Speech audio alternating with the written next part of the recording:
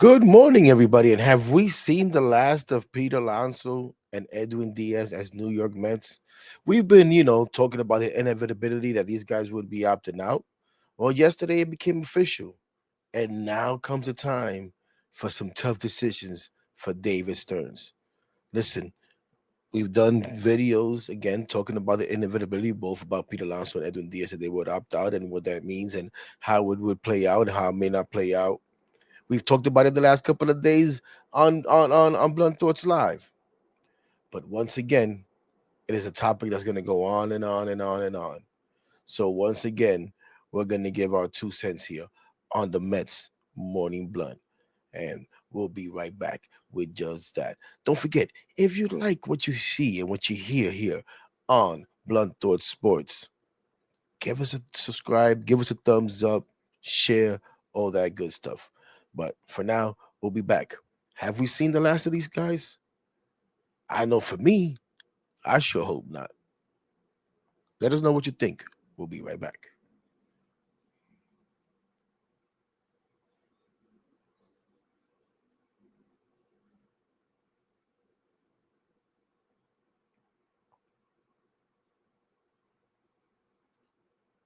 What up? What's going on, everybody? What is going on? And welcome once again to the Mets Morning Blunt.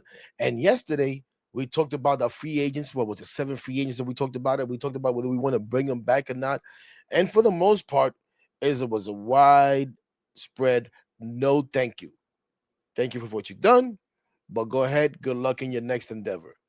The only guy that I thought we said we be willing to bring back would be Tyler Rogers. And that's about it. No thank you, Marte. No thank you, Winker. No thank you, Helsley.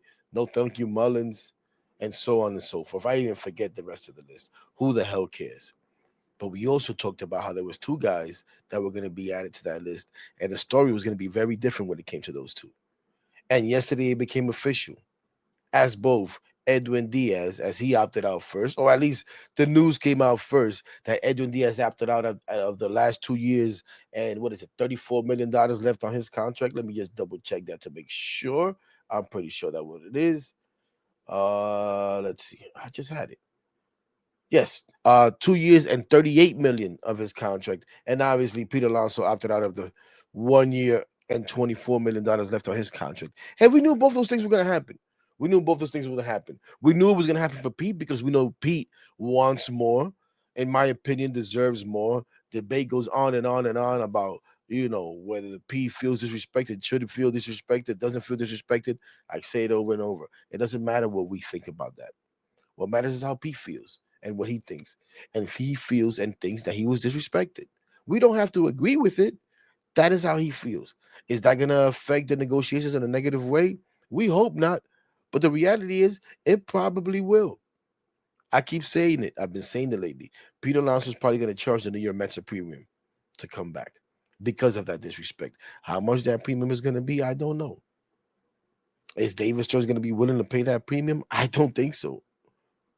Is Steve Cohen going to have to step in and do and handle that and pay that premium? Maybe. But is that going to be a good relationship going forward? Does Peter Alonso say, you know what? This ain't even worth it. I enjoy my time here. I love New York. I love the fans, but I just can't deal with this. Maybe. Do the Mets say, you know what, Pete? Thank you. You've been great, but we need to move on. We need to get better. And in our view, for us to get better is moving on from you. Maybe. Again, I know a lot of us would like to see Pete Alonso come back. Now, some people misconstrue that as we don't see the flaws in Pete Alonso. Yeah, he has trouble throwing over the first base. He has trouble throwing over the first base, but he's going to drive you 100 plus runs. He's going to hit you 35 plus home runs. He's going to play 155, 162 games. That's what Pete Alonso has done. That's his track record. But for some reason, we want to look into the future and how he's going to break down. Where do you see that? Where has he shown that? I don't understand. Now, again, does that mean I want to give him a 7 year, 8 year contract? Hell no. Hell no. Do I feel the Mets should give Pete Alonso a 4 or 5 year deal? Absolutely. Absolutely. I go on Spout Track, whatever the heck that thing is called, Spout Track, where it has all the contract details and all that stuff and projections and all that. And right now it has at a market value of 5 years, $147 million, an AAV of 29.4. I think that's fair. I think that's fair. Now people are gonna say, well, you got to put in a contract that eventually is gonna be a first base. Who the hell does that? I mean, a DH. Who does that? Obviously, the conversation to be had, like, hey Pete, you got to be open to the possibility that eventually, you know, some DH duties, if that's something that we see that'll make us better, and so on and so forth. If we're able to bring someone else in here that can play some first base, but I think Peter Alonso should be a New York Met going forward. But that's my opinion. Will that be the case? We shall see. I'm hoping it's not a long, dragged out negotiation like we had last year. But the reality again is that it probably will be that. Unfortunately, we probably will have a little bit of a stare down, a standoff, whatever you want to call it, between Scott Boras and David Stearns before maybe both player and owner have to get involved again like they did last time. And again, I know people look at and I've been a big Peter Alonso proponent. And it doesn't mean that I don't get frustrated with Peter Alonso when he swings at a slider in the first base dugout, when he's unable to make a throw to either second base or even to the pitcher. I've said in a couple of places already, I'd be lying if I wasn't watching this World Series and even some of the playoffs and seeing some of the plays that Vladdy made in particular, especially plays where he had to throw to second base and get back to first for a double play. I'm not going to say Pete can't get back to first, but will Pete make the throw over the second? We know Pete has struggled with that. We saw that in game 7 when Vladdy made a play and made a good throw over to Dominguez. He was the one that had problems with his footwork. Does Pete make that throw, especially in that pressure situation? I'd be lying if I didn't say I didn't sit there and tell you, man. But it didn't go just for Pete. There were a lot of plays that I saw made in that World Series on both sides and through other players that you think, man, we probably don't make that play. So, yes, I recognize that the New York Mets need to get younger, more athletic. And again, maybe that means moving on from Pete at first base. But how do we replace that? You're not going to replace it with just one guy. Yes, you could tell me, well, Hector, we could get Kyle Schwarber. Okay, go get Kyle Schwarber. Go get Kyle Schwarber and then go get me Josh Naylor at first base. You want to bring two lefties in here? Is there a competent right-handed option at first base? Maybe you say, if I get Kyle Schwarber here, I don't give a damn who plays first base, Hector. Well, if we're complaining about Peter Alonso's defense, then you can't tell me you don't care about who plays first base. You could maybe tell me you don't care about the offensive production you get there. You know. So who are the guys? I forget the names, but they're not nothing to write home about. You want to go get Paul Goldschmidt? It sounded like Wilmer Flores was going to retire. You want to go get Wilmer Flores? Those are just names that come to mind. I think what Ryan O'Hearn, is he lefty or righty? Because you're also going to need a right-handed bat in here.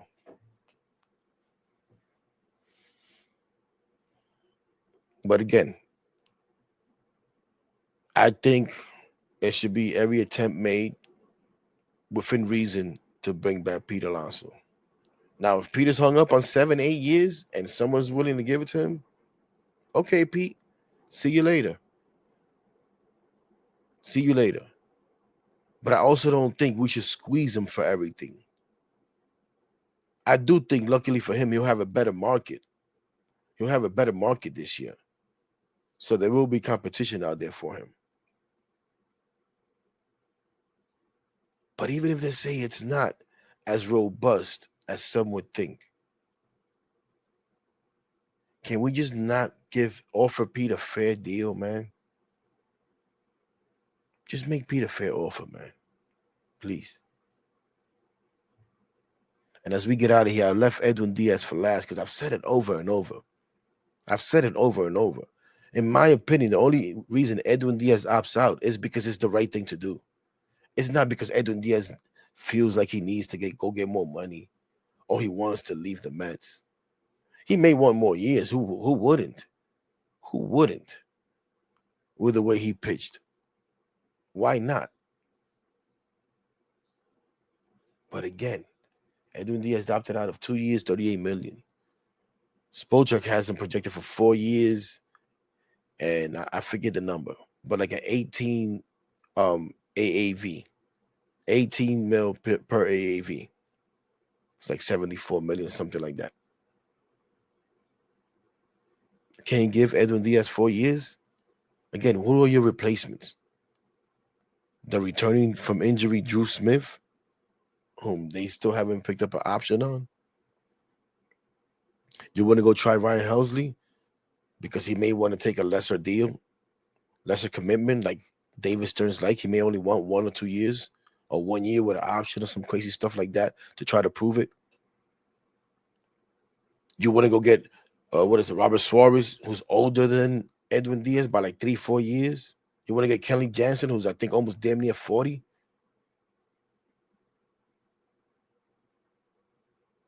This should be an easy negotiation with Edwin Diaz, just like the last one was, in my opinion. Again, Edwin Diaz does this because his agent advises him to. The Players Association will push him to do that in the best interest of the guys coming behind them, right? In the best interest of even the other free agents right now on the market. But this should be a no-brainer. If there is a no-brainer out of these two, if there is a must, a priority out of these two, I would say is the Edwin Diaz. We could work around Pete Alonso. And listen, we never know. We're just talking about here about how we see it, right? Maybe you could replace Edwin Diaz. With who, I don't freaking know. But I sure as hell don't want to try it. We seeing what happens here in New York. Not everyone can handle it. It took Edwin Diaz a while to find himself here. Was that Ryan Helsley's problem? I don't know. Was it pitch tipping? Was it talent? I don't freaking know. What I do know is Edwin Diaz is the best closer in baseball.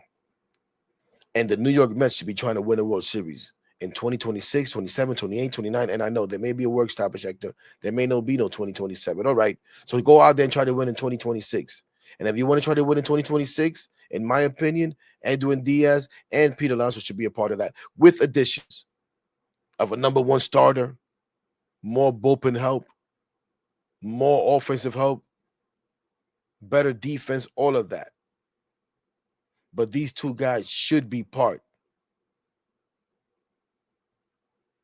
of going out there and trying to attain that goal, in my humble opinion. But that's your morning blunt here on a Tuesday morning, as we've hit what day 2 now of free agency, and I believe, um, well, the Mets I think still have some decisions to make on options, or Frankie Montas has a decision to make whether he's going to accept his $11 million option. Like, come on, of course he will. And then I think the Mets have to decide whether they'll accept the robbery that they have with Brooks Raley, whom they'll probably end up reworking his deal and giving him a little bit something in the 4 million that they have an option on him. But that's about it, I think. Oh well, Drew Smith, another one, but they'll probably pick that up. It's chump change. But there you have it. Edwin Diaz and Pete Alonso possibly have played the last games of New York Mets. We'll find out. Only time will tell. Hopefully, it all turns out to be the way most of us want it to be. And they return to go on the journey. Have a good day, everybody. You already know what it is. Let's go Mets all day, every day. Peace.